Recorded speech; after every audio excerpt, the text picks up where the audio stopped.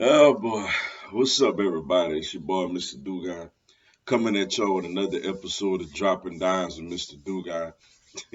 And tonight I'm going to talk about tonight's national championship game. You have the Georgia Bulldogs beating the Alabama Crimson Tide 33 to 18 to win their first national championship since 1980.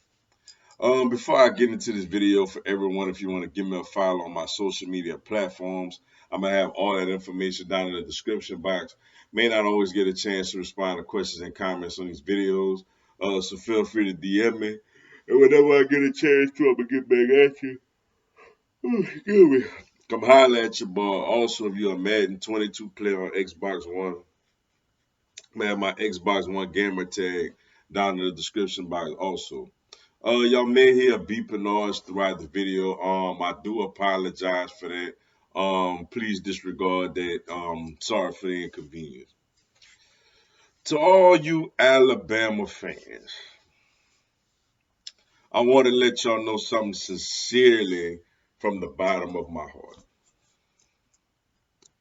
I don't like y'all. I can't stand y'all.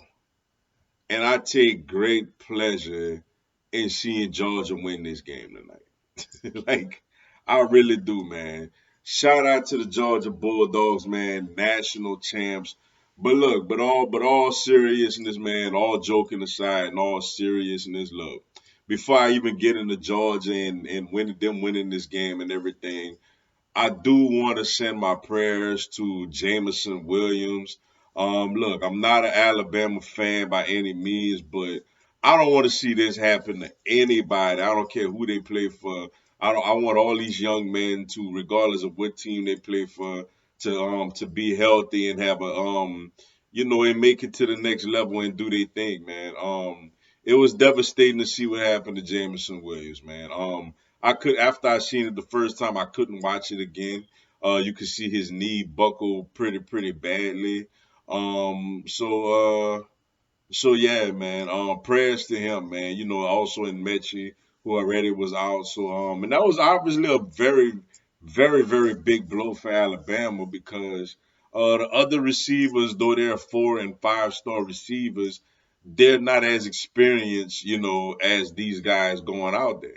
And they're going to give you inconsistency, as you've seen. It was plays where they made plays, and it was plays where they dropped very catchable balls. But nevertheless, it's part of the sport. Is the crueling, part of the sport that you're going to deal with injuries like that within certain games that you just have no control over. But for the Georgia Bulldogs, you got to give them a lot of credit, man. I kind of felt like Georgia would win coming into this game simply because, I just thought about the revenge factor and the fact that I'm like, look, if Georgia don't beat this young Alabama team this year, when Georgia gonna beat them? Like this was the golden opportunity for Georgia to finally get over the hump and beat Bama, and they did, man. Shout out to them. Offensively, I was one of those guys saying maybe they should go to JT Daniels because Stetson Bennett just looked like he doesn't have it.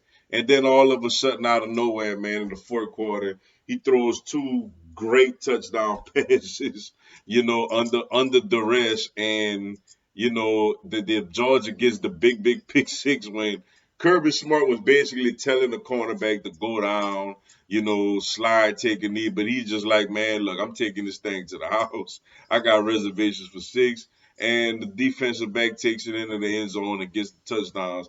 As Georgia gets three very quick touchdowns, in the fourth quarter, man. But just a shout out to them, man. Their defense played very well. Even considering the circumstances offensively, they were stagnant for a very long time. But when they had to put drives together, particularly throwing the football, in the fourth quarter, and then this month, like they just did a good job, man. You quarterbacks when you have such a team like Georgia, you don't need guys to come in and be superstars. You just need them to come in, distribute the ball, and not screw it up. And that's exactly what the quarterbacks, the Stetson Bennett basically did, yo. shout out to him for that, man. You know, they ran the ball okay. Cook broke a nice long run. White had the physical running touchdown, but for the most part, they kind of just they just went with the flow, man. They just kept fighting and kept fighting, despite it. Then when Alabama took the lead in the fourth quarter, you felt like it could have get ugly, it could have get out of hand, but they fought back. And like I said, 3 touchdowns in the fourth quarter. Just a magnificent 3 unanswered touchdowns in the fourth quarter. Just a magnificent performance, for the Georgia Bulldogs. And for Alabama, obviously losing Jamison Williams and not having Mitch out there really did affect their ability to move the ball efficiently through the air. But for Alabama, you feel like they'll be back. Saban most likely will be back. They got a young ascending quarterback in Justin Fields. They're gonna hire somebody different. And they got Bryce Young, the Heisman Trophy winner, who's gonna be back. So Alabama will definitely at least be in position to make another run at this thing next year. But in the meantime, man, shout out to the Georgia Bulldogs. What a great win. Kirby Smart finally beats Nick Saban. And Nick Saban in defeat kind of was like, he had that look like to say, boy, you finally got me out. But congrats to them, man. Congrats to them on getting it done. But with that being said, yo, that's all I got for y'all tonight. Appreciate y'all checking out the video. Hit the like button for your boy. Give me a subscribe. I'm gonna have LSU, NCAA, and content of my other teams throughout the year. Y'all have a blessed one. Go Tigers.